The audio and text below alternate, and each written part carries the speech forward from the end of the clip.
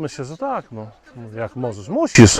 Ja nazywam się Kamila Przewoda, jestem pracownikiem Muzeum Archeologicznego w Biskupinie, a dzisiejsze spotkanie z panem Piotrem odbywa się w ramach Europejskich Dni Archeologii, które zostały zapoczątkowane przez francuski Instytut Badań Ratowniczych w 2010 roku. Ale polskie instytucje biorą udział w tym wydarzeniu od 2019 roku i dlatego tutaj się dzisiaj spotykamy.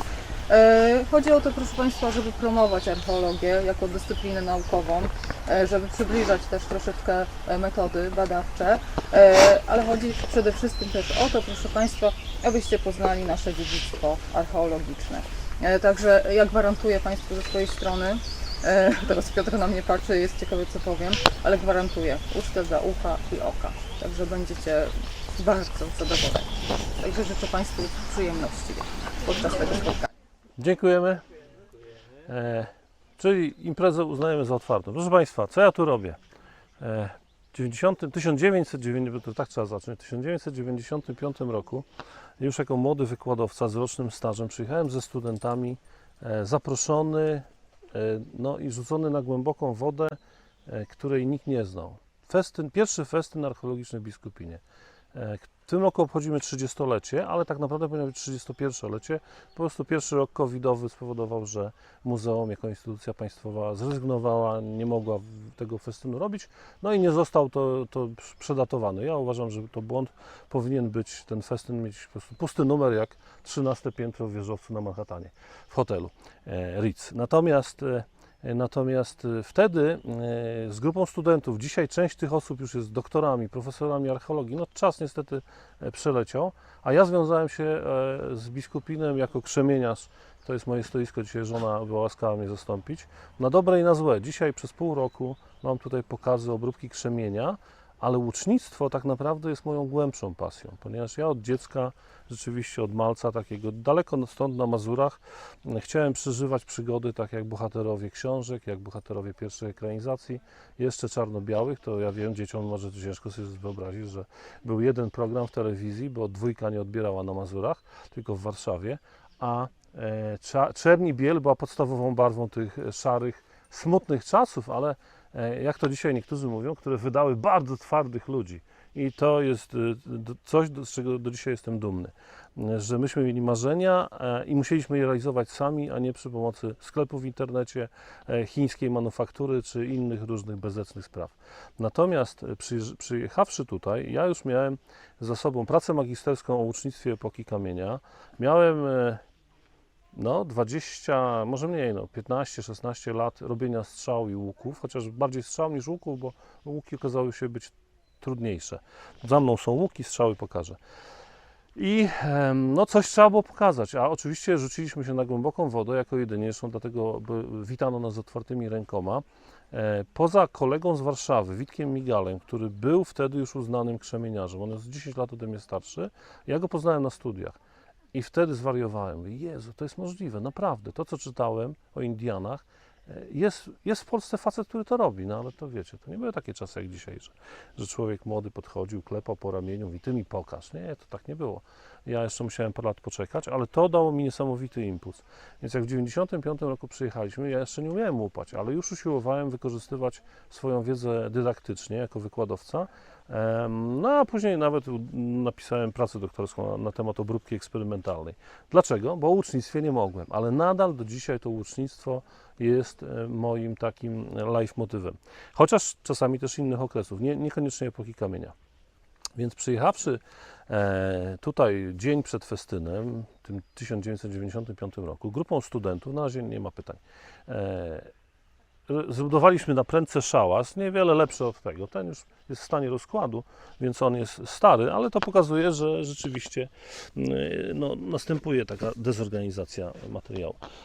Zbudowaliśmy szałas, no i coś trzeba było z tymi ludźmi robić. I nagle się okazało, że każdy chce strzelić z łuku. No a ponieważ był łuk i parę strzał, no to tym zajęli się studenci z racji wieku, jak również tego, że oni ani nie potrafili rozmawiać z ludźmi, ani nie mieli wiedzy, bo to był pierwszy rok, po pierwszym roku byli zieleni, chociaż niektórzy tam indianizmem się zajmowali, to mieli pokrewne dusze.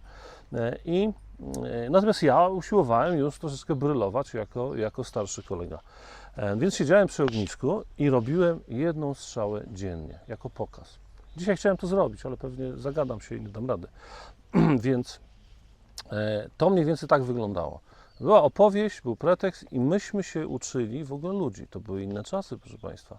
Dzisiaj jesteście asertywni, dzieci nie boją się zadawać pytań, dorośli śmiało, prawda, dopominają się różnych rzeczy, czasami nawet idąc bardzo na skróty, nawet nie myśląc o tym, czy ja chcę coś powiedzieć. No, ja tutaj jestem jako taki, powiedzmy, no, mini wykładowca. Więc to było inaczej, trzeba było ludzi zachęcać do tej interakcji. Okazało się, że właśnie pokaz jest lepszy niż słowo mówione. Że jeżeli wezmę patyk, wyprostuję go nad ogniem, pokażę jak wyglądają pióra, co się z nimi robi, żeby założyć je na strzałę, jak strzelimy z łuku, każdy jest zaciekawiony. No, był jeszcze wtedy problem, nie mieliśmy rzeczy na sprzedaż. A jak ludzie widzieli nasze stroje, nasze ozdoby z zębów, te strzały i łuki, których na rynku w ogóle nie było, dzisiaj są. Ale wtedy mieliśmy jeszcze te czasy, no dopiero prywatna inicjatywa w Polsce się otwierała. A cała ta działalność, którą tutaj uprawiamy skutecznie od ponad 30 lat, z mnóstwem osób, którzy są fascynatami różnych dziedzin, różnych czasów i tak dalej, jeszcze wtedy w ogóle nie istniała. Większość obsługi to byli studenci z Uniwersytetu Warszawskiego, ale sam pomysł przyszedł z Zachodu. Jako jedna z niewielu dobrych rzeczy, które uważam, że przyszły z Zachodu. I do dzisiaj te święto trwa. Zapraszamy we wrześniu na festyn. A to, co ja tutaj robię, jest specjalnie na dzisiejsze spotkanie. Więc historia ucznictwa, już teraz przejdę do rzeczy, jest bardzo długa i właściwie równoważna z historią tutaj biskupina jako miejsca. Nie nazwy biskupin, nie Grodu Łużyckiego, bo to jest późniejszy okres. Tutaj pojawiają się już ponad 10 tysięcy lat temu łowcy reniferów. Jeżeli rzucicie okiem za mną, na tym zaimprowizowanym wieszaku na łuki, jest poroże samca renifera. Dostałem je w spadku po dziadku. Wiadomo, że 10 tysięcy to długi okres, ale jak ktoś tam ma, prawda, rodzinę, która szanuje tradycję, takie rzeczy można zachować. Więc ten renifer kiedyś tu żył. Ale niestety czasy się zmieniły. Renifery odeszły, pamięć o nich odeszła, natomiast zostały porzucone krzemienie tak zwanej kultury świderskiej. To jest nazwa, która Państwu nic nie mówi. Natomiast nazwa, jak wszystkie nazwy archeologiczne, zwłaszcza dotyczące epoki kamienia, są nazwami sztucznymi. Kultura świderska to jest kultura myśliwych, którzy polowali już z łuku. To wiemy, ale nie z ziem polskich, tylko wiemy to na podstawie jednego znaleziska, w dodatku bardzo starego, bo z lat 40., z okolic Hamburga. Jest taka słynna miejscowość Stelmor w dolinie Arensburga. I tam Alfred Rust, archeolog amator, trochę taki szliman niemiecki, podobna kariera, tylko no nie, innego typu odkrycia, nie takie ważkie jak Troja, a przynajmniej nie tak rozpropagowane, ale dla mnie bardzo ważne. Wykopał na dnie stawu polodowcowego resztki najstarszych strzał świata, kultury arensburskiej. Ponieważ się okazuje, że ci ludzie nawet polując na te same renifery, więc reniferom to było za jedno, od czego zginął, potrafili wykonywać inne groty. I tu mam takie, zobaczcie, to wszystko, co tu jest, tak tylko na razie, to są groty strzał. Nie, tego nie będę dawał, bo to za dużo grzebania, można coś popsuć. Ja tylko pokazuję. Zobaczcie, tak wygląda pudełko archeologa, który po zrobieniu wykopalisk oddzieli wszystkie charakterystyczne rzeczy. Cała reszta to jest to. To są śmieci, odpad, rzeczy nietypowe, których nie rozumie.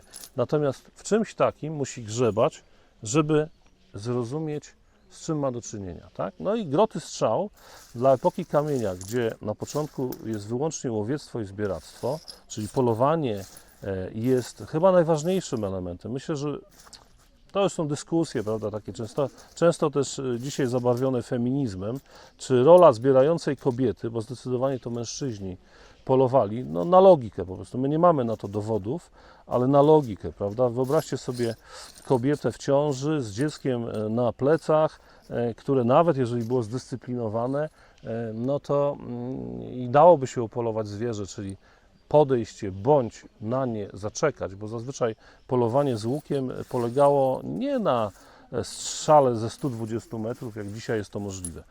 Strzelało się z 30-40 metrów, im mniejszy dystans, tym lepiej. Więc strzelanie z zasadzenia, wytropienie zwierzęcia to była podstawa.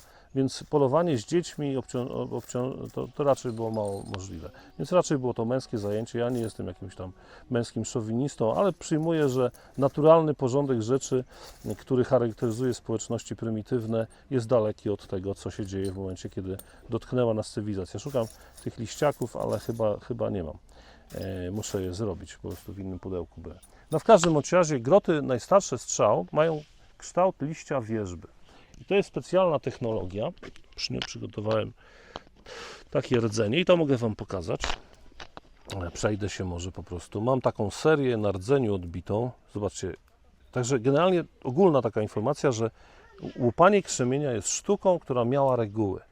I one się zmieniają w czasie. Czyli to nie jest tak, że jednego dnia to robimy tak, drugiego tak. Nie. To jest element naszej, że tak powiem, naszego samookreślenia, czyli tak zwana kultura, to, co jest pozabiologiczne, że my robimy coś, dlatego, że ktoś to wymyślił, a później siłą tradycji to powtarzamy. I po prostu nikt tego już na co dzień nie udowadnia, że zrobienie grotu strzały z takiego półsurowca, bo to jest tylko odbite. Ja, żeby zrobić z tego grot, wystarczy, że troszeczkę nadam mu kształt liścia wierzby. I to są właśnie groty świderskie. No i żeby to robić, to trzeba po prostu odpowiednio obrabiać krzemień. Więc jak mówię, komuś będzie mało, to ja tam... Nic nie idzie prosto. Nic nie idzie prosto. I teraz, żeby tak odbijać, to ludzie musieli mieć dobry krzemień, musieli mieć umiejętności i nie było to wtedy trudno, ponieważ, tak, zobaczcie, to jest odbite raz po razie, 3 uderzenia. Ja tam każdemu tak pokażę, nie? Mniej więcej, żeby się zapamiętali. To jest półsurowiec do robienia liściaków tak zwanych. I my, znajdując takie groty, uszkodzone, wymienione, wiemy, co to byli za ludzie. Że to nie była kultura arensburska, tylko kultura świderska. I takie rzeczy zobaczycie Państwo u nas na wystawie. Powiem więcej. Oni robili tego dużo, więc też dużo gubili, tak? Dużo zostawiali po sobie. No bo to był przedmiot codziennego użytku i to był grot jednorazowy najczęściej, to nie naprawiało się, to była technologia jednorazowa. Natomiast w pewnym momencie ludzie, oni byli pierwszymi pionierami osadnictwa, nie było przed nimi tam inna kultura, taka jedna, ale to tam epizodycznie tych stanowisk jest bardzo mało.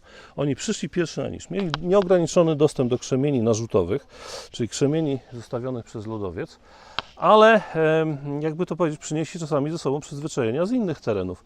Więc to, co Wam pokazałem, to jest krzemień z Wołynia na Ukrainie. Piękny krzemień. I prawdopodobnie to stamtąd ci łowcy przyszli, ponieważ mamy granicę, to jest ciekawe, bo o tych granicach się dzisiaj dużo mówi. Mamy taką granicę do dzisiaj i w epoce kamienia na rzece Odrze, rzece Wiśle, ten podział w epoce kamienia również był adekwatny. Nie? Wyobraźcie sobie, że ja taki kawałek krzemienia to sobie włożę, obmotam go ścięgnami, wkleję żywicą czy czymś. No nie ma szans taki zwierz. Nie ma szans po prostu, nie? Proszę? Przebija, ale przede wszystkim rolą krzemienia nie jest przebijalność, bo drewnem zaostrzonym przebijemy. Z twora, jak się nie trafi w kość, rozszerzamy ranę tnącą. Więc to uwierzcie, że to dało radę powalić renifera. No i to trwało kilka tysięcy lat w ten sposób. No i do dzisiaj jest zagadką, czy ci ludzie, bo lodowiec się odsuwał na północ, mamy dzisiejszą Skandynawię, tam żyją renifery, czy oni, nie chcąc zmieniać swojej kultury, odeszli na północ, czy zmienili swój sposób uprawiania, że tak powiem, życia. Ponieważ po tym okresie zaczyna się tak zwana kultura mezolitu. Nie ma już reniferów, jest, proszę Państwa, jeszcze bardziej intensywny sposób życia łowiecko-zbierackie, ale cały czas łuk jest podstawową bronią dalekiego zasięgu. Wcześniej były inne bronie, ale to nie ma na wszystko czasu. Natomiast co się zmieniło? Zmieniły się strzały, już nie są zaopatrywane w takie groty czy tego typu. Są inne systemy myślenia o polowaniu. I to nie chodzi o to, że oni polują na mniejsze zwierzęta, oni polują na większe zwierzęta. I tutaj przykładem, którym Państwu mogę pokazać, przykład, tutaj powiem Wam tak, właściwie tylko jedna czy dwie strzały są mojego autorstwa, wszystko są albo prezenty, albo wymiany. Ja nie przywiązuję się do swoich wyrobów. Po prostu ja żyję ze sprzedaży, więc siłą rzeczy tylko rzeczy, które dostaję, przechowuję. Więc pokazuję Państwu, chwalę się reprezentacją strzał, które są moimi prezentami albo darami, natomiast nie mam tutaj poza jedną, która jest późniejsza, swoich strzał. I zobaczcie różnicę. Jest takie znalezisko strzały ze Skandynawii, kawałka strzały zdobionej, znaczy zbrojonej mikrolitami. Robimy malutkie kawałki, tutaj na tej planszy możecie zobaczyć mikrolity.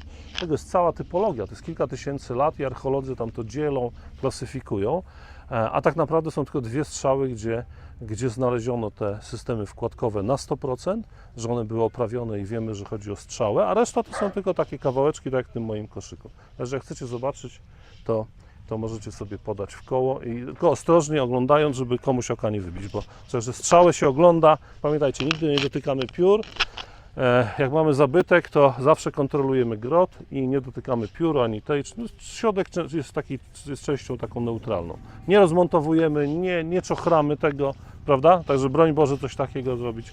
Natomiast tutaj to są prawie zabytki. I czy to było efektywne? Ktoś może powiedzieć. Tak, piękna strzała sosnowa. Te pierwsze strzały też były sosny, one były tam dzielone z fragmentów, ale to też nie ma czasu, żeby o tym mówić. Proszę Państwa, takimi strzałami nawet natury polowano. Jest takie znalezisko Sprayerup w Danii, znowu w Danii. Dlaczego w Danii? Po pierwsze, tam archeologia powstała, myśmy jeszcze byli pod zaborami, a poza tym Dania ma niesamowitą sytuację, jakiej my nie mamy. Tam na skutek zmian polodowcowych część wybrzeża jest zalana. I dzięki temu w tych torfach, w tych gytiach zachowują się elementy organiczne. U nas ta ludność mezolityczna nie siedziała tutaj. Te szałasy są trochę sztucznie po drugiej stronie. One oddają klimat tamtej epoki, ale nigdy oni nie byli tak blisko. To by była przesada, żeby przy ludności rolniczej. Oni na takim wysokim wzgórzu sobie siedzieli, gdzie było najcieplej, było piaszczysto, bo to oni nie uprawiali ziemi, chodziło raczej o nasłonecznienie, a poza tym też widoczność. I tam dzisiaj chodzą zwierzęta, jest las rekultywowany po tej słynnym huraganie, natomiast tam Państwo nie wchodzicie. Można to miejsce zobaczyć, jak się pójdzie zwierzętarnię oglądać.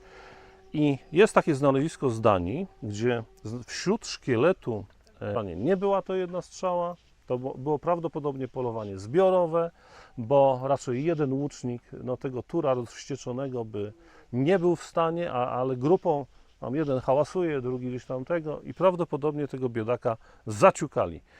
Biedaka, ale przeszedł do historii za to. Natomiast czy oni coś tam z niego wycięli, jak tonął w tym bagnie, tego nie wiemy, śladów na kościach nie ma, szkielet był kompletny, więc prawdopodobnie raczej to polowanie nie zostało uznane za udane. Te strzały po prostu przeszły do historii i tam, mówię, poza tymi grotami niewiele zostało. Natomiast jak się kończy ten okres mezolityczny, który trwa dosyć długo, 6. tysiąclecie jest kolejną reakcją, bo już od mezolitu tak zwanego mamy faunę taką samą jak dzisiaj, tylko bogatszą. Pewnych gatunków już nie ma, albo są tak rzadkie, są chronione, że już na nie się nie poluje. Mamy już psa, który prawdopodobnie jest zwierzęciem tropiącym. Polujemy na wszystko, co się rusza i nawet na drzewo ucieka. Na zwierzynę futerkową, na ptactwo, na ptaki wodne, na ptaki drapieżne. Najlepsze pióra na strzały to są pióra ptaków drapieżnych. Dzisiaj pod ochroną w dużej mierze, ale są dowody na to, że na przykład na podstawie badania kości, że na stanowiskach mezolitycznych nagle się pojawiają tam te orłonie, bieliki, jakieś orłowate, które są raczej ptakami niejadalnymi, więc jeżeli nie chodziło o pióra do stroju, to raczej chodziło o strzały. To jest domniemanie, bo nie znamy takich znalezisk. Natomiast tutaj mam pióra gęsi i tutaj przyniosłem takie, czy ptaka, takie pytanie, żeby trochę przerwać monolog, czy ptaka trzeba zabić, żeby dał nam swoje pióra na strzały? A co no? No to może dzieciom damy, nie? Szansę. A co na przykład? Trzeba go poprosić? Czy? Mi się wydaje, że go przestraszyć. Przestraszyć. I on wtedy po prostu tak jak struś na asfalcie uderzy głową w ten i nam się podda na chwilę. Bo ja wiem. Zostawić pułapkę na przykład takie sidła. A, Na po prostu dobrze kombinujesz. Znając zwyczaje zwierząt, wykorzystując to samo, co wykorzystujemy w normalnym życiu, czyli na przykład ciekawość, jesteśmy w stanie zwierzę pozyskać. Ale czy jest jakiś sposób, który powoduje, że ilość ptactwa nie maleje, możemy się nadal cieszyć ich obecnością w przyrodzie, przy założeniu, że się cieszymy, bo wtedy byliśmy bardziej konkurentami niż dzisiaj. Czy ptaki były dla nas konkurentami? Między innymi ptaki, nie tylko ptaki. Czy można w jakiś sposób taki pozyskać, który dla ptaka jest zupełnie obojętny? Bo pióra taką czasami same wypadają. Brawo! I tu mamy klucz, proszę Państwa. Co roku od 30 lat zbieram gęsie pióra, ponieważ ja nie jestem przyrodnikiem, nigdy mnie to specjalnie nie interesowało, ja mam inne zainteresowania, ponieważ poznałem obyczaje gęsich rodzin, które przylatują na nasze pałuki, żeby wychowywać potomstwo. I jeszcze nawet przypuszczam, nie jestem ornitologiem, że te gęsi tutaj się w ogóle urodziły, nie? Bo tak zazwyczaj u nich bywa. Jest moment, kiedy załóżmy, dzisiaj w ogóle tych wiosen nie ma, więc znaczy tych zim nie ma, więc wiosny są wcześniejsze. W tym roku przyjechałem tu 4 kwietnia. Wyobraźcie sobie, że już były młode gęsiaki na wodzie. Jeszcze małe, bardzo wcześnie. Pojawił się połowa maja, mimo że maj był obrzydliwy w sensie pogodowym, gęsi zaczęły zrzucać pióra. Robią to stopniowo, ale ta wymiana jest bardzo gwałtowna. Tak naprawdę, jeżeli są sprzyjające warunki pogodowe, to tydzień, 2 i już jest po piórach. Zaczynają od jakichś tam końcowych sterówek, później wymieniają mniejsze pióra i jest mnóstwo materiału. Jak się wejdzie na taką łąkę, gdzie rodzina gęsia, a one zazwyczaj żyją w stadnie, bo w tak jest bezpiecznie. No, wiecie, dlaczego w stadzie jest bezpieczniej, czy nie? No szansa, że tak powiem, śmierci jest mniejsza, tak? Bo to nie chodzi, że one się obronią, tylko po prostu jak będzie atakował jakiś, no to statystycznie musi wybrać jedną z wielu, a nie na przykład jak jesteśmy sami, no wtedy nie ma wyboru, po prostu goni nas, nie? Więc dlatego na przykład jak będziecie uciekać przed niedźwiedziem i jesteście trójką rodzeństwa, to lepiej nie zbijać się w kupę, tylko każdy ucieka w inne miejsce. I teraz prawda, pytanie, czy niedźwiedź zgłupieje i odstąpi, bo nie będzie wiedział, który ma tam najlepsze kanapki w plecaku, czy po prostu jednego wybierze, ale 2 przeżyje. No to jest logika z epoki kamienia. Ja wiem, że może się to wydawać okrutne, ale myśmy przeżyli te czasy. I jeżeli na przykład chcemy pozyskiwać pióra, to możemy to robić w zupełnie sposób dzisiaj legalny, ponieważ nie trzeba tych ptaków straszyć, żeby zgubiły pióra. Nie musimy ich zabijać, nie mając licencji myśliwskiej. Niestety w ogóle polowanie z łukiem w Polsce jest zabronione, chociaż jest grupa ludzi, która nad tym pracuje, żeby to zmienić. Nie wiadomo, czy to się kiedykolwiek uda. Mnie na tym osobiście nie zależy, ponieważ ja mam wystarczająco innych zajęć. Więc tyle o piórach, tak? A pióra są duszą strzały, pióra są konieczne. Mamy dalszy rozwój technik myśliwskich. I teraz pokażę Wam coś, co jest moim utrapieniem od prawie 30 lat. Po prostu nikt mi nie chce wierzyć, że ja mówię prawdę. Patrzcie, wymyślono taki grot, bardzo trwały. On wchodzi w neolit. Grot, który w świadomości moich widzów, odbiorców powoduje, że zbija ich z pantałyku, który nie ma czubka, ale jest ostry, jest bajecznie ostry. Jest to grot zwany trapezowaty i on jest bardzo mocnym datownikiem. Zmienia się w ogóle technologia obróbki krzemienia, tak? Pokażę Wam zaraz, na czym to polega. Nie upuśćcie go, bo on jest tylko lekko wsadzony, nie wkleiłem go, ale możecie sobie obejrzeć, jak to wygląda. One były nie tylko na ziemiach polskich, nie tylko w Europie, nawet powiem Wam, że przechodzą w epokę metalu. Znam takie groty z obsydianu z grobu Meskalamduga w Ur, a on jest datowany na 3 tysiąclecie, czyli u nas na środkowy neolit. Więc te groty były porażające, czyli mamy kolejną formę grotu strzały. Bardzo rzadko zachowują się pozostałe części, do tego jeszcze wrócę. Czyli ludzie cały czas kombinują, cały czas coś zmieniają, ulepszają. Niestety, powoli, polowanie również z łukiem odchodzi do lamusa, ponieważ mniej więcej 1000–2000 lat później pojawia się na naszych ziemiach rolnictwo.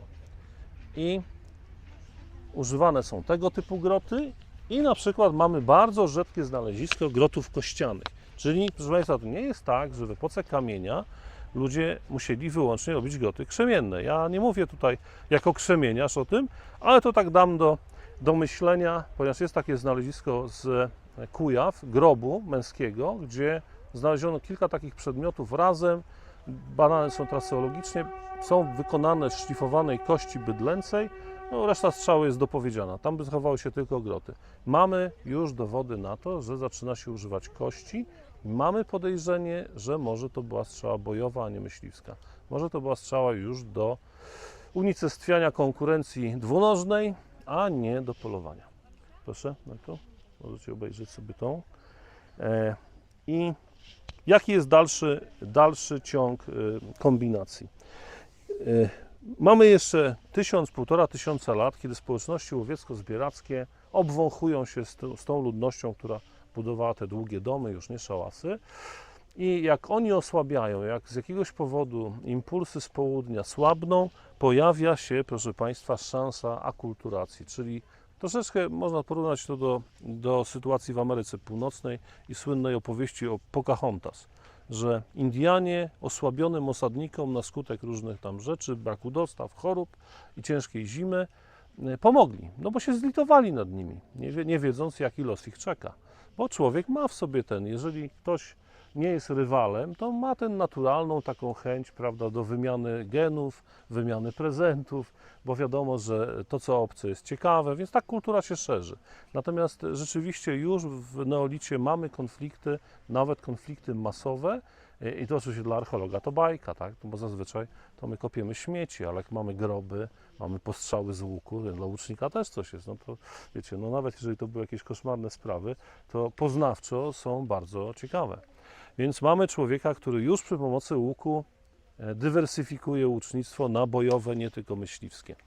Myślistwo ustępuje powoli, myślistwo jest elementem uzupełnienia diety. Być może jacyś mężczyźni, którzy nie mają smykałki do tego, żeby grzebać w ziemi, a chcą jakoś tam zaistnieć, dostarczają futer, dostarczają rzeczy, których nie daje hodowla. Polowanie jest elementem ochronnym zarówno pól, jak i zwierząt. Więc też można przypuszczać, że część zwierząt jest zabijana jako naturalna konkurencja środowiskowa.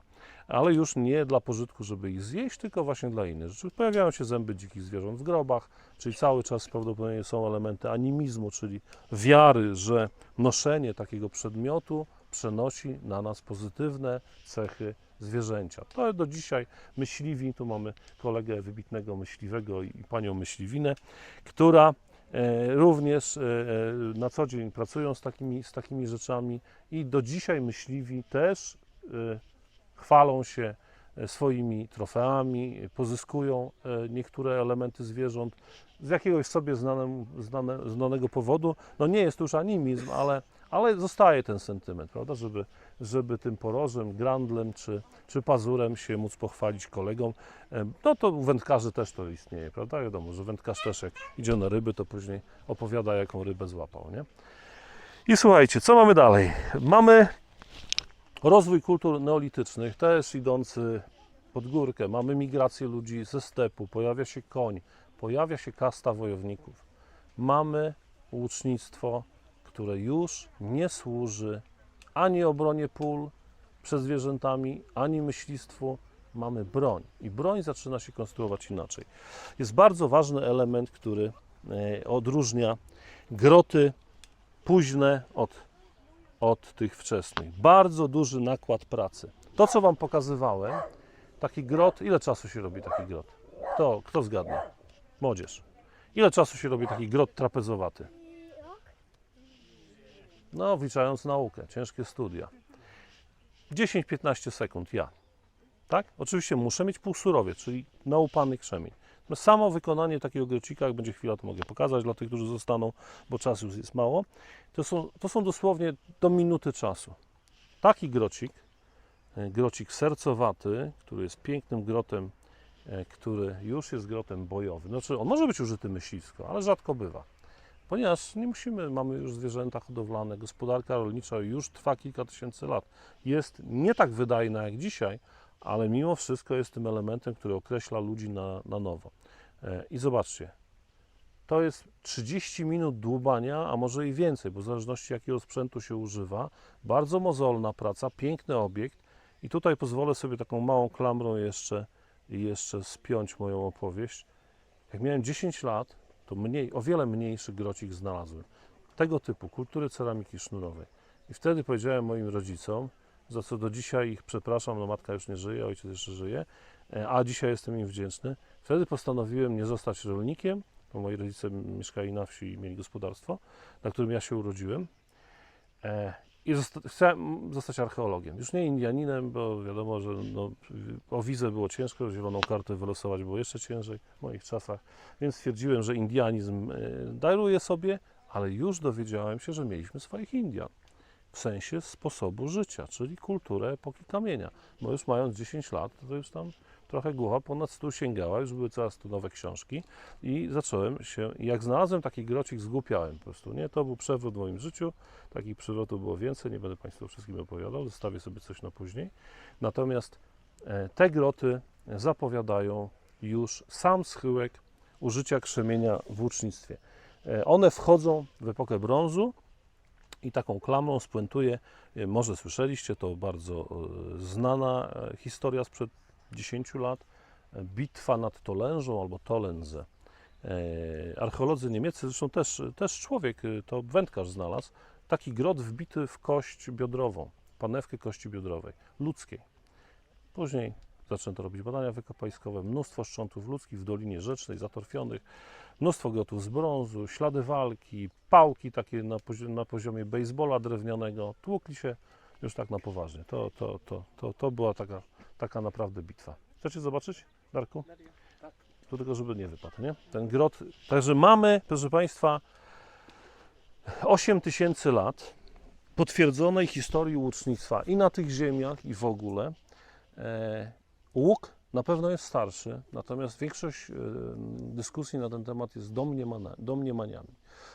Analiza samych przedmiotów, które mogły być grotami, szukając śladów uderzeń typu impact, czyli takich uderzeń silnych, o dużej prędkości. Wyobraźcie sobie, że strzała, to pokażę Wam replikę, ten łuk ma też prawie 30 lat, no trochę mniej, 20 parę. Jeszcze go używałem w takim eksperymencie. To jest moja replika najstarszej znanej archeologii formy łuku. Łuk typu Holmgard, znaleziony też w latach 40. czy 30. w Danii. Jest ich dzisiaj znanych kilkadziesiąt sztuk, nie zawsze całkowitych, ale te dwa pierwsze były całe. Pień wiązu i to nie są najstarsze łuki, bo my do tych pierwszych strzał nie mamy łuków, nie wiemy z czego oni robimy. Mamy tylko domniemania. Dopiero z mezolitu, czyli to idzie z tymi strzałami, mamy pierwszą formę łuku. Piękny, wiązowy, wiąz to bardzo kapryśne drewno, ale nie cisowy jeszcze, łuk o konstrukcji płaskiej i modelowanej, czyli to jest uchwyt zwany majdanem, ma ramiona profilowane, które mają takie skokowe zwężenia, bardzo charakterystyczna rzecz. Wcale niełatwa do wykonania, jest to łuk myśliwski, czyli łuk, który nie musi strzelać daleko, ale i tak wysyła strzałę. Mierzyliśmy siłę tego łuku. On jest trochę dłuższy, bo ja jestem wyższy niż ludność mezolitu, więc tu chodzi o zasięg ramion. Robiliśmy kiedyś tu w Biskupinie dawno temu taki eksperyment strzelania do świeżo zabitych owiec, żeby zobaczyć penetrację, a koleżanka później robiła z tego magisterkę, doktorat, napisaliśmy artykuł. Natomiast zwierzę było świeżo ubite, żeby było ciepłe, ale to nie chodziło, żeby się nad nim pastwić, tylko żeby sprawdzić działanie. To jest tak zwany eksperyment naukowy. I prędkość wylotowa strzały to jest 100 km na godzinę, ponad 30 metrów na sekundę. Więc uwierzcie mi, że nawet nie ma grotu, a i tak, jeżeli nie trafimy w kość, albo ta kość jest słaba, tak jak w wypadku owcy czy sarny, to jesteśmy w stanie przebić łopatkę, zmiażdżyć żebro. Nie ma tu żadnego problemu. Nie? Natomiast te formy łuków w pewnym momencie się zmieniają. Ktoś chce dotknąć? Tylko nie napinać, proszę. Tak? Łuk jest w wersji spoczynkowej. Normalnie to nie daje łuku do ręki, ponieważ obarczone to jest też pewnym zabobonem. No ale ponieważ mamy tutaj, prawda, o takich, którzy nie mogą usiedzieć na miejscu, żeby tylko zobaczyć taki łuk, to dotknij go. Może pod moją kuratelą, żeby zobaczcie. To kamera to uwiecznia tą chwilę. Zobaczcie, widzicie, jakie to przeżycie, jakie to są emocje. To pomyślcie sobie, co by było, gdybym ja w tym wieku przyjechał do Biskupina I nie wiem, gdzie bym dzisiaj był, nie? Pewnie by jak Twardowski siedział już na Księżycu. Wystrzelony w kosmos przy pomocy łuku. Jeszcze samodzielnie. Widzicie? No. Kto tak pieści, prawda? No, nie powiem co. Pieska albo kotka, nie? Jak nabożnie. Czy ktoś chciałby z dorosłych dotknąć, czy nie? To proszę, to pan po znajomości jest pan odpowiedzialny za ten łuk. Już chwileczkę, zaraz będzie 15 minut na pytania. No, jeszcze mam 4 minuty. Co mamy dalej? Łuki neolityczne stopniowo zaczynają się zmieniać, upraszczać, ale jeszcze są łukami płaskimi. Tak, to był wiąz i jest wiąz. Łukami płaskimi i kochani, mamy zmiany klimatyczne, które powodują, że na niżu europejskim pojawia się po VI tysiącleciu, czyli można to skorelować z tymi grotami trapezowatymi, ale to raczej nie zostaje w związku. Te rzeczy są niekoniecznie pozostają w związku. Pojawia się, proszę Państwa, to, co do dzisiaj jest synonimem łuku drewnianego, czyli Taxus baccata, czyli cis. W mezolicie go nie ma. Nie ma go na północy Europy, więc robienie go z wiązu, który nawet w XVI-wiecznym tekście Rogera Aschama, czy Askama, Toxophilos, czyli pierwszy nowożytny europejski traktat o łucznictwie z czasów tego słynnego Henryka VIII, który tyle tych tam żon uszczęśliwił, albo nie unieszczęśliwił. Więc słuchajcie, nawet wtedy, w tych czasach, kiedy kończyło się militarne użycie łuku, broń palna już była coraz bardziej popularna, ale Anglicy mieli ten sentyment do dzisiaj kultywowany. Wiąz był stawiany na drugim miejscu, na trzecim był jesion. Taki łuk jesionowy również tutaj mam. Natomiast cis jest dlatego uważany za lepszy, ponieważ on ma inne właściwości tego drewna. Natomiast w jednych rzeczach jest lepszy, w innych jest mniej lepszy. Na przykład pięknie eksploduje, jeżeli ktoś nie umie się nim obsługiwać. Natomiast łatwiej się struga z niego łuki, ponieważ ma biel i twardziel w różnych kolorach, czyli jasny, ten akurat ma może niską tutaj tą kolorystykę w sensie różnicy, ale uwierzcie, że tak jest. I proszę Państwa, jeżeli ktoś słyszał, że łuk tak zwany długi, bo akurat to jest wersja późniejsza z rogowymi zaczepami, czyli taka ala średniowieczna, nie mam tutaj łuku z epoki kamienia w tej chwili, to no nie jest to prawda. Najstarsze znalezisko łucznika europejskiego ze strzałami, również z piórami opierzonymi i łukiem, chociaż nieskończonym, ale cisowym tego typu, to jest znalezisko alpejskie słynnego Eciego. One dzisiaj jest Bolzano we Włoszech eksponowane, bo Włosi stwierdzili, że to jest ich kawałek tych Alp, Tyrolu alpejskiego i jest we Włoszech. Natomiast znaleźli to Austriacy pod dowództwem, znaleźli to turyści oczywiście. Także polecam wyprawy w góry, na lodowce. Państwo też możecie takie rzeczy znaleźć, po prostu na spacerze, nie? Nie każdy kij, który leży, musi być jakąś tam zdegradowaną sosną. Może być to łuk z epoki kamienia. I wiemy, że ta forma łuku zastąpiła te łuki płaskie. Z mojego punktu widzenia są to łuki prymitywne, natomiast w pewnym momencie osiągają walor łuków bojowych, stricte bojowych. Więc to też pięknie się zazębia, łatwiej się je robi. To są łuki, które są symetryczne, można sobie według szablonu je robić. Tamte trzeba po prostu robić, no jakby to powiedzieć, no, są bardziej skomplikowane w wytwórczości. No i też inaczej działają. Tamten łuk może nie ma takich dużych twardości, czyli siły, jak tutaj łuki, które są grubsze, te bojowe łuki angielskie są grubsze, te późnośredniowieczne. One mają średnicę tam po pół czy centymetr jeszcze więcej w obwodzie i na szerokość. Natomiast ten łuk też ma około 40 paru funtów, czyli mniej więcej 20 kg na ciągu. Nie? To jest też łuk, którym spokojnie dałoby się polować, gdyby polowanie z łukiem w Polsce było dopuszczalne, a ja na przykład chciałbym to robić, ale nie mam tego. No i jeszcze ostatnich sekundy pozwolę sobie Państwu puścić parę strzał, które może Was zainteresują. Tylko tak samo prośba, traktujemy jako obiekty, to są prezenty od moich przyjaciół, kolegów. Tutaj pokażę Wam akurat strzały kolegi, takiego mojego ucznia nieformalnego. Kiedyś dałem mu 5-minutowy pokaz na Wolinie, na festynie wikingów, a dzisiaj jest uznanym krzemieniarzem, chociaż robi to hobbystycznie. Taki Wiktor z Białorusi. I różne jego wersje strzał, łącznie z taką, którą może za chwilę pójdę i przyniosę, którą mam, która jest prezentem tegorocznym i bardzo mnie ujęła, ponieważ pokazuje, że wyobraźnia ludzka nie zna granic, a jeżeli jesteśmy wyznawcami pewnego tematu, ja jestem archeologiem, to ta wyobraźnia też mnie trochę ogranicza. A ktoś jest taki, powiedzmy, zupełnie luźno nastawiony, to może wymyślić rzeczy, które stanowią asumpt do tego, że kiedyś archeolog coś takiego znajdzie. W archeologii rejestrujemy tylko rzeczy znane. Także nawet państwo, bo dzisiaj bardzo popularne chodzenie jest detektorem, co ma swój jakiś tam, że tak powiem, odbicie społeczne i reakcje moich kolegów, i prawa i tak dalej. Natomiast to nie czas i miejsce dyskutować. Natomiast, proszę Państwa, my depczemy ślady przeszłości. Nasza populacja to jest ile? 40 tam milionów, czy tam licząc tam tych, co wyjechali, czy nie licząc. Nie ma tylu archeologów, a Państwo depczecie codziennie ślady przeszłości.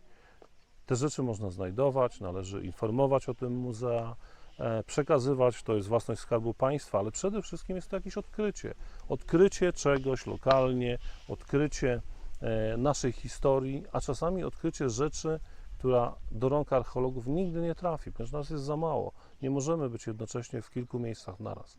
Więc wiedza na ten temat, którą dzisiaj Państwu, chociaż tak bardzo dużym i zgrubnym skrócie chciałem przekazać, może być również przez Was wykorzystana. Niekoniecznie do polowania nielegalnego, niekoniecznie do tego, żeby prawda, niszczyć stanowiska archeologiczne. Raczej, żeby być świadomym, że wszyscy mamy prawo do tej spuścizny po przodkach i jeżeli nas to interesuje, a wątpię, że ktoś, kto przyjechał do Biskupina, nie interesuje się archeologią, zwłaszcza w taki dzień jak dzisiaj, to po to tutaj te przedsięwzięcia robimy. No i tutaj grot paleoindiański, strzała bardzo fajna z pałki wodnej, strzała trzcinowa, to odrębny temat, a tutaj coś, co niedawno zostało znalezione w Skandynawii. Grot z muszli, który nie pochodzi z epoki kamienia, tylko z epoki brązu, ale znaleziono ją na lodowcu, 2 strzały takie, więc to pokazuje, że gama tych możliwości jest o wiele większa i to, co Państwu pokazałem, to też jest jakiś tylko duży skrót myślowy i być może tego było jeszcze więcej, to było jeszcze bardziej kolorowe, jeszcze ciekawsze. No i w dużym skrócie, proszę Państwa, tyle. Więc jeżeli ktoś spędził tutaj ze mną te 45 minut, to gratuluję. Wyrobiłem się co do minuty. Jak widzicie, zawodowstwo zobowiązuje. Więc teraz, jeżeli ktoś chciałby zadać jakieś pytanie, czy ad vocem się wypowiedzieć, już proszę, widzicie, już od razu. No nie w tej epoce, nie dzisiaj. Mam zapalniczkę. Tak, ale kiedyś rozpalali. Ale w średniowieczu, nie w epoce kamienia. W epoce kamienia, proszę Państwa, rozpalano metodą tarcia. Czyli trzeba było mieć parcie na tarcie i duże samozaparcie, nie? Tak, żeby nie trafiło nas zaparcie, nie?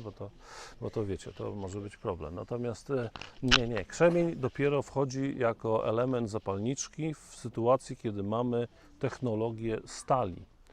Krzesiwo jest potrzebne, żeby rozpalić ogień. U mnie na próżno byście prosili, ponieważ kiedyś oczywiście to pokazywałem, ale dzisiaj mamy obowiązek, żeby Wam nie mącić bardziej w głowach, niż to jest w ogóle możliwe, więc ja nie pokazuję krzesiwa, o metodach niecenia ognia tutaj nie chcę rozmawiać.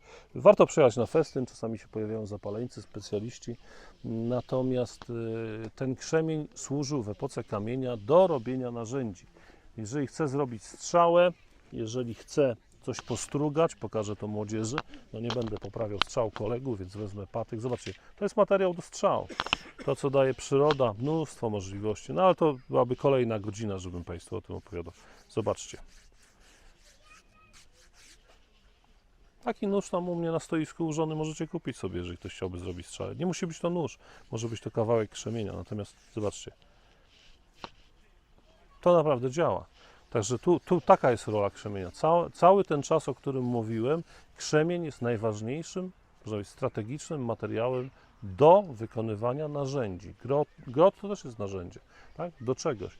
Natomiast nigdy w tych czasach, no z małym wyjątkiem, ale nie chcę tutaj Wam mieszać w głowach, bo jest taka jedna metoda rozpalania z epoki kamienia, to jest krzemień piryt, ale to już nie chcę się w to wdawać, zwłaszcza, że powiem Wam, że piryt ma naturalną słabość do rozkładu, bo to są markasyty, czyli dosyć słabe piryty, więc dzisiaj bardzo często te ślady rozpalania znajdują się na krzemieniu pod mikroskopem. Tu nie jest widoczne, są takie wymiażdżenia, a sam piryt praktycznie jest bardzo ciężko znaleźć, bo on jest pierwiastkiem niestabilnym, czy tam minerałem niestabilnym. Nie? Jeszcze jakieś pytanie? Ja mam. Pamiętajcie, że jeszcze rozstrzygnięcie konkursu będzie za minuta 12. Podam, znaczy wysłucham tych opowieści na temat zagadki, którą zadałem. Czym jest ta strzała? Właśnie miałem pytanie co do tej strzały. Dobrze, dobrze, ale to nie możesz zadawać pytań, bo to jest konkurs. To inne pytanie jakieś. Jakieś pytania, proszę Państwa? Coś jeszcze?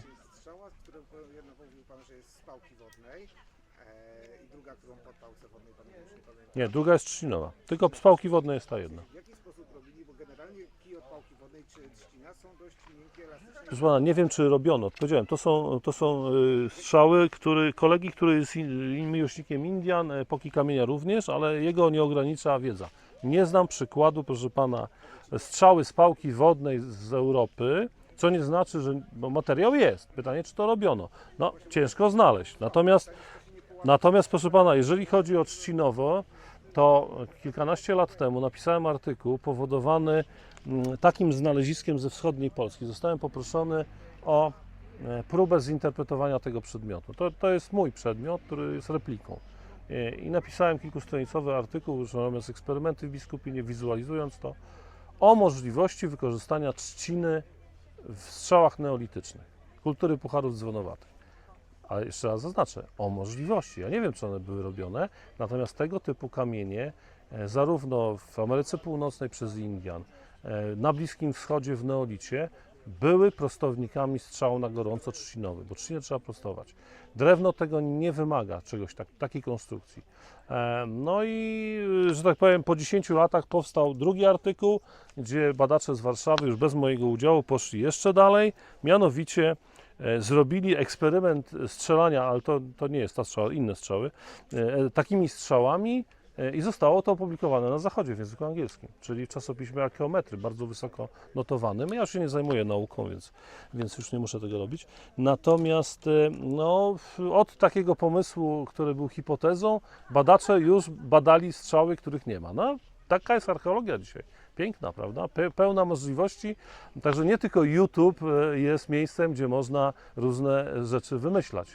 My, archeolodzy, dzisiaj też, oczywiście jest to jakiś proces myślowy, to jest szansa, że to jest możliwe cały czas. Natomiast czasami można bez znaleziska też pośrednio wydedukować coś z czegoś i obudować jakąś fantastyczną teorią. Im bardziej fantastyczna, tym bardziej cieszy wszystkich ludzi, którzy normalnie archeologia nudzi, bo archeologia w dużej mierze jest nudna, tak? No, to tak wiecie, no tak, no wie pan, jeżeli no, pan nie był, pan doszedł, nie? Jeżeli ja bym panu wysypał takie krzemienie jako studentowi pierwszego roku i powiedział, no na początek oddziel wyroby mezolityczne od paleolitycznych, no to wtedy, proszę pana, no, wtedy mamy odsiew, nie? Czy się pan nadaje do tego fachu, czy nie?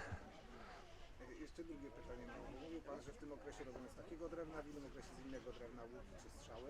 I skąd wiemy, w jakim okresie używano jaki... No drewno, jeżeli się zachowuje, jest, proszę pana, bardzo łatwo datować metodą C14. Więc tutaj tyle jest lepsze niż typologia, że mamy dzisiaj na podstawie dat kalibrowanych bardzo dokładne datowania, z dokładnością do kilkuset lat nawet. No powiedziałem, te rzeczy zachowują się, proszę pana, w warunkach beztlenowych, na dnie zbiorników. Jeżeli nastąpiła, proszę pana, na wybrzeżu Danii, skąd znamy najstarsze łuki, transgresja wodna, ponieważ Skandynawia się podniosła, północna, bo lądowiec wytopił się, a wybrzeże Danii zostało zalane, ale tak szelfowo, tak litoralnie. Nasze wybrzeże dzisiejsze jest sztuczne, ono jest zalane. Stanowiska mezolityczne dzisiaj w niektórych miejscach Bałtyku mogą znajdować się kilkanaście kilometrów w głąb Bałtyku. Po prostu są niedostępne. Natomiast niestety Bałtyk z racji innej podlega tam pływom, niszczeniu, tam jest dużo wody, a w Danii tam czasami stanowiska mezolityczne są na głębokości 1,5–2 metrów, w takich płytkich zatokach.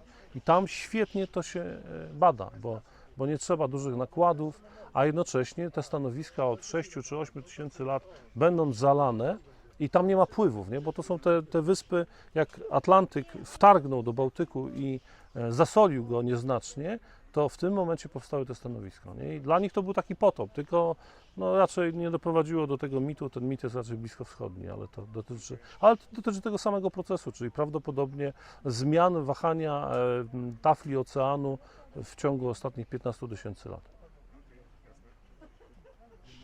Czy jeszcze jakieś pytania? Już niektórzy uciekają. No to 7 minut, proszę Państwa, 7 to piękna liczba Apollina, też łucznika. To rozstrzygnięcie konkursu. Kto ma jakąś, najlepsza odpowiedź będzie punktowana jakimś prezentem ode mnie. Skromnym, bo skromnym, ale może takim, który ucieszy. Co to za strzała? Zużyta strzała? Jakieś inne pomysły? Śmiało, no proszę Państwa, no, tutaj nie trzeba nic ten. Strzała na zwierzynę drobną. No. Dobra, to jest druga tutaj. Proszę? Żeby dzieci uczyły się strzelać z łuku? Żeby dzieci się uczyły. Bardzo dobrze, jest to bardzo ważny aspekt, o którym w ogóle nie mówiłem. Dzieci również musiały się uczyć strzelać z łuku. Znaczy musiały. Chciały, nie? No nie ukrywajmy. To no jedyne co zapamiętam z tego wykładu, jeżeli chodzi o Państwa udział, to jak ten chłopiec, czy tam już go nie ma, jak on dotykał tego łuku. Kurde, to była bajka. Mam nadzieję, że kamera to uwieczniła. No, będę po prostu to sobie, jak będę miał jakiś tam handrę jesienną, jesienny splin mnie dopadnie, to sobie włączę, żeby po prostu znowu mój akumulator telefonu się naładował. Słucham. To jest szkoleniowa strzała. Szkoleniowa. No dobra, żeby nie przedłużać tego wykładu, proszę Państwa, kolega wygrał jako najbardziej aktywny dyskutant. Historia tej strzały jest bardzo skomplikowana. To jest strzała, którą przypuszczalnie wykonałem między rokiem 1996 a 1997. Dostał ją ode mnie nieżyjący, właśnie zmarły w ubiegłym roku, warto o nim powiedzieć, były sekretarz naukowy Muzeum Biskupinie Wojtek Piotrowski, mój kolega, który był dziechciarzem. A ponieważ myśmy na początku festynu mieli bardzo fajny zwyczaj, który później się skończył razem z komercjalizacją nas i imprezy, że generalnie nie krążyła gotówka między nami, tylko prezenty. Prezent za prezent. Łuk za jakąś tam siekierkę miedzianą, strzała za puszkę dziegciu, który był pełen wody i do niczego się nie nadał. No, te interesy były takie, że myśmy się też uczyli, nie? Jak to kogoś tam przechytrzyć. Albo po prostu niechcący, no, na takiej zasadzie. I słuchajcie, ja tą strzałę dostałem po prostu jak sprzątano jego pokój, bo on na co dzień no, był spuścizną taką warszawską, czyli jak muzeum się rozdzieliło warszawskie i Biskupin, to po prostu miał taki pokój służbowy tutaj, no i później jak się wyprowadził, to już pewne rzeczy po prostu szły na śmietnik, wiadomo, przez lata się gromadzi, no ja mam to samo, zobaczcie, to wszystko są przydasie moje, nie? Czyli rzeczy, do których chciałbym w wolnej chwili wrócić, pewnie nigdy nie wrócę. Natomiast no, mi się łza wokół zakręciła, bo tak jak Państwu mówiłem, ja generalnie nie zatrzymuję swoich strzał, nie? I one po prostu, ja za mało tego robiłem, ja robiłem jedną dziennie, przez festyn pierwszy zrobiłem kilka strzał i powiem Wam też taką historię z tego ostatniego dnia festynu. Przychodzi rano babcia, ja siedzę, robię strzały, zmęczony jak pies jestem, bo to wiadomo, przecież to nie tylko te 9 czy tam 8 godzin pracy na festynie, myśmy pracowali ciężko też wieczorami, integrując się, poznając się i tworząc środowisko, które dzisiaj jest tak licznie reprezentowane już przez młodzież, która urodziła się po pierwszym festynie. Tak naprawdę jest. I słuchajcie, i ja po prostu przypomniałem sobie, to jest ochra, tu była strzała pierzona tangentialnie, prawdopodobnie w ogóle piórem kurym albo jakieś perliczki, bo ja wtedy takie miałem pióra. W ogóle mi to nie kolidowało z niczym, że to afrykański ptak. Ja wtedy pewnie nawet nie wiedziałem, że perliczka jest afrykańskim.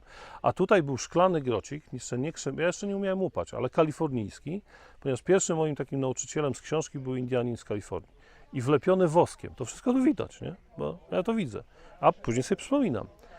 No i to jest właśnie pamiątka, którą dostałem ze śmieci, taki prezent po 30 latach. Także tutaj, chociaż nie było właściwej odpowiedzi, a strzała była tylko pretekstem do nostalgicznego wspomnienia, bo ja taki jestem trochę ckliwy i z wiekiem coraz chyba bardziej, niestety. Więc słuchaj, to ja Ci po prostu taki grocik tutaj znajdę, podobny do tego, który znalazłem mając 10 lat na Mazurach. Bardzo podobny, on nie był duży, bo oni robili małe te groty. Proszę, taki znalazłem. Jeżeli go przechowasz jako magiczny talizman, proszę mi wybaczyć, Pani jest rodzicielką? Wyraża Pani zgodę? na taki prezent. No nie, wie pani, bo to może na archeologię pójdzie, a ja nie wiem, czy to nie zmieni jego życia. Nie chciałbym, żeby pani później miała do mnie, wystaw dłoń, synu. Proszę, daję ci magię i dziękuję za przemiły udział i aktywny, bo no, to młodzież jest naszą przyszłością, także mówimy o przeszłości, ale stawiamy na przyszłość. Także dziękuję Państwu za uwagę no i tyle.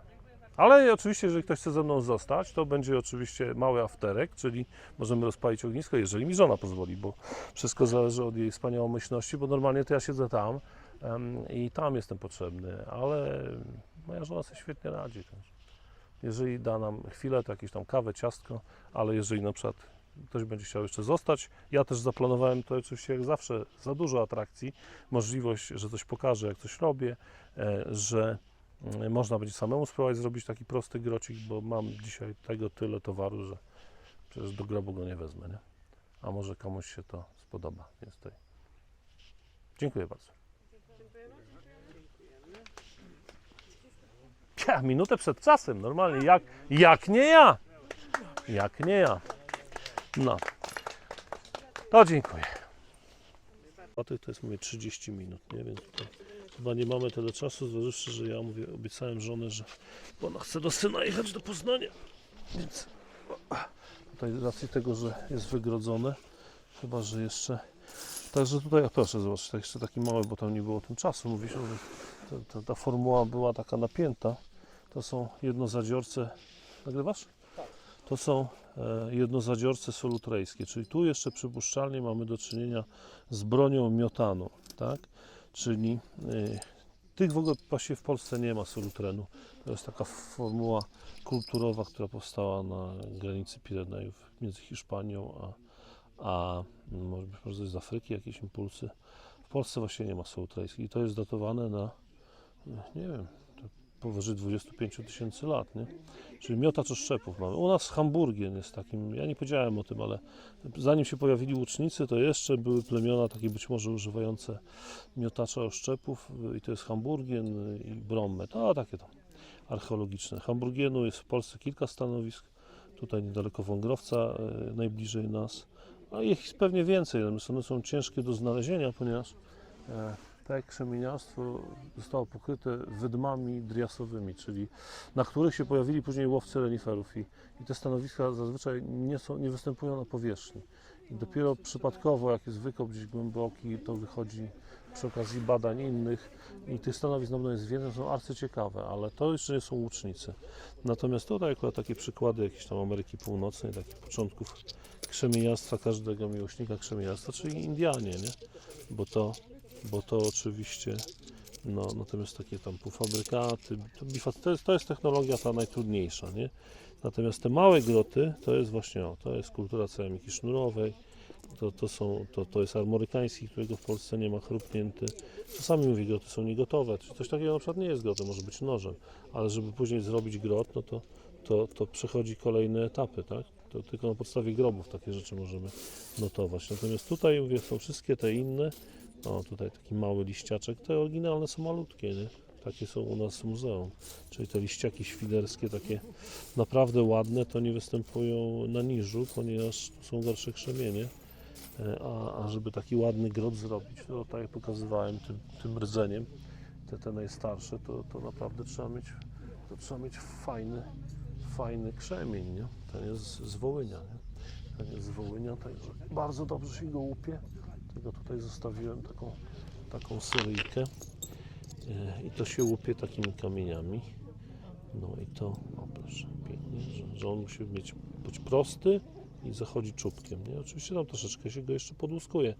No, na ten temat tej technologii jest dyskusja. 30 lat i tysiące uderzeń, także ale też musi być krzemień. To z każdego krzemienia się tak ładnie nie wychodzi, nie? To tutaj sobie celowo zostawiłem, bo to jest 3 uderzenia po kolei, a ponieważ ja jestem troszeczkę w takim sporze naukowym z moim uczniem i moim mistrzem i chcę ad vocem wystąpić na temat, bo to w ogóle cała teoria wióra predeterminowanego. Wczoraj przez telefon dyskutowałem, zanim zasnąłem z kolegą, ale na razie nie chciałem mu tam No muszę to zabrać i skonfrontować z zabytkami. To nie chodzi o to. My możemy zrobić wszystko. Z problemem archeologii eksperymentalnej jest to, że trzeba tą wyobraźnię troszeczkę mieć na uwięzi i archeolog też musi mieć. Tylko różnica między nami jest taka, że my te swoje hipotezy możemy manualnie weryfikować, tylko że tak naprawdę mówiąc na ten temat, to my mówimy o sobie, a nie o sytuacji prawdziwej. Dlatego tutaj, natomiast ktoś, kto nie łupie krzemienia, no to mówi tylko o rzeczach, które sobie wyobraża albo przeczytał, więc nie ma do tego osobistego stosunku, idzie masz, bazującego na praktyce. I teraz oczywiście, no to już takie tam dyskusje metodologiczne, czy co jest lepsze, nie? No, to na potrzeby biskupina moja działalność się tutaj pięknie sprawdza, czyli działa na dzieci, działa na osoby zupełnie znikąd. Nie, zapraszamy Pana. No i tutaj i tak dalej, na przykład tu są segmenty takie afrykańskie, oto jednozadziorzec, nie?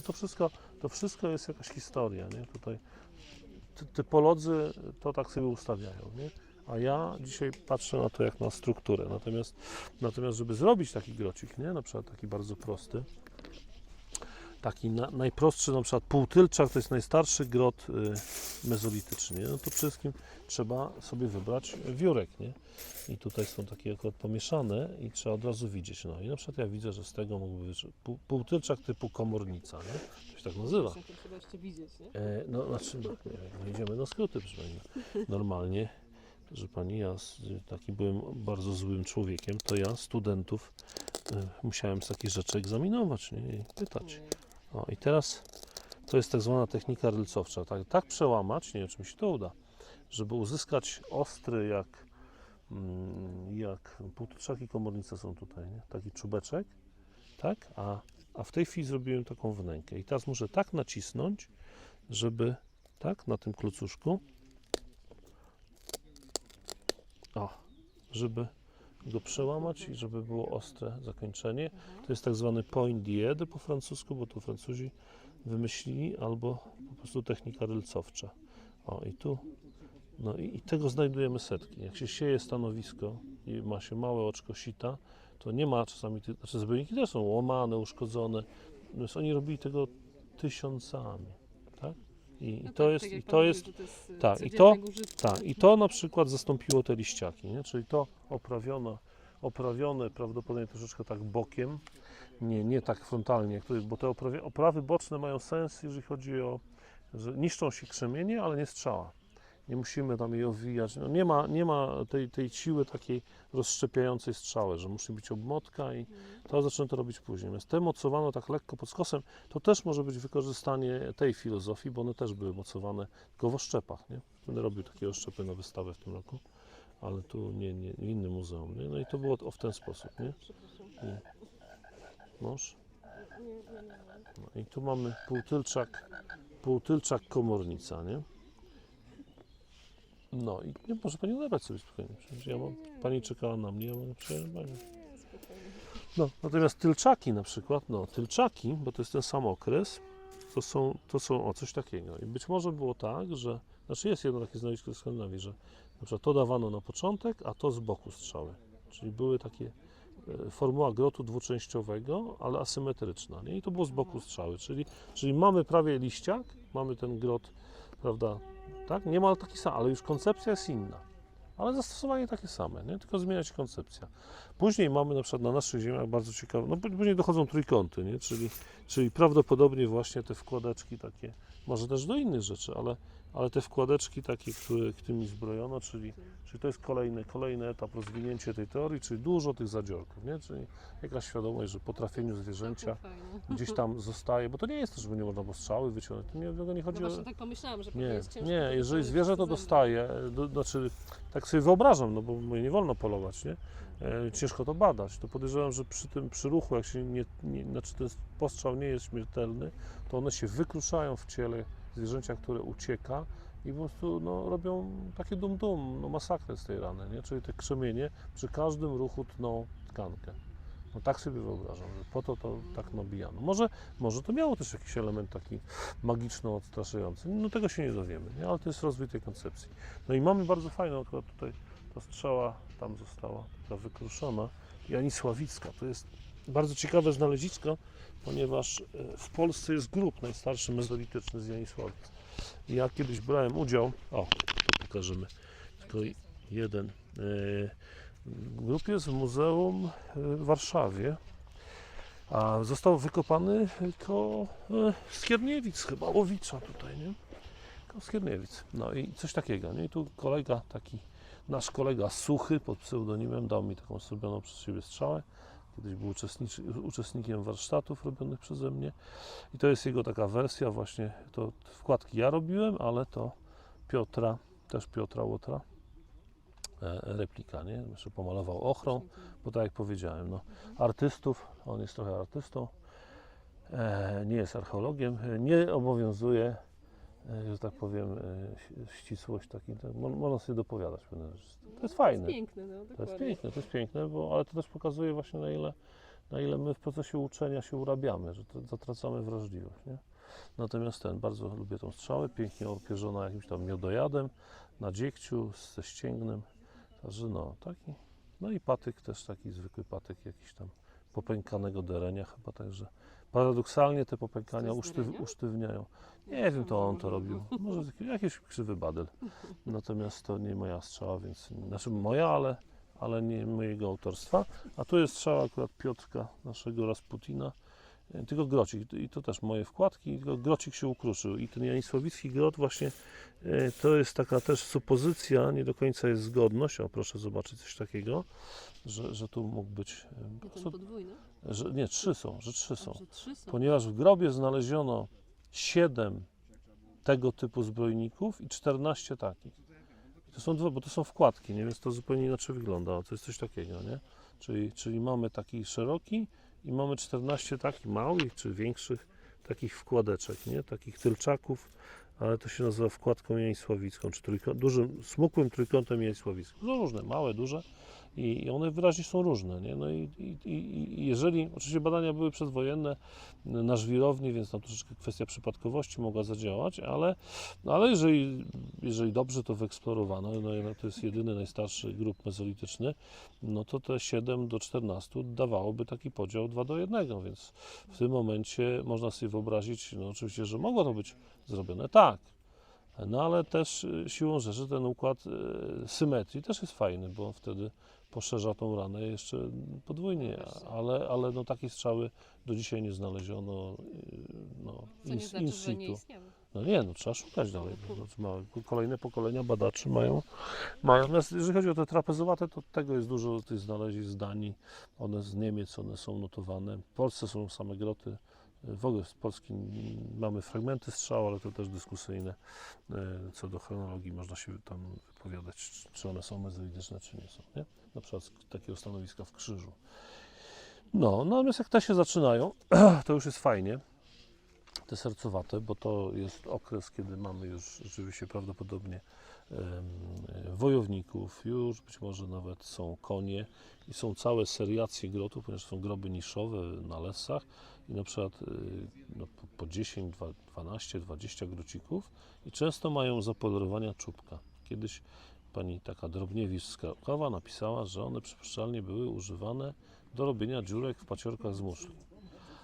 A myśmy stworzyli taką kontrhipotezę, że te zapolerowania czubków być może powstają na grotach, które są noszone w kołczanie, a nawet przewożone być może przez dłuższy czas. I strzała tańczy, ponieważ jest przypuszczenie, że to już jest kultura, która ma konia, domowia ze wschodu, nie? Chociaż w grobach nie ma tych koni, ale za to są te seriacje tych grotów no i moje wyobrażenie takie najprostsze, że jak się wyłania kasta wojowników, oczywiście no, grób jest specyficzną formułą, bo przecież znamy ze źródeł historycznych scytyjskich, że taki łucznik, zresztą dzisiejsi łucznicy mogą mieć ileś kompletów strzał, może mieć kilka kołczanów, może mieć rzeczy z różnych okresów wieku, jak Tutenhamon. Nie wiemy, co składano do grobu. To nie jest powiedziane, że to jest ten jego ostatni. Nawet są supozycje, że ktoś po prostu mu strzały wkładał jako pamiątki.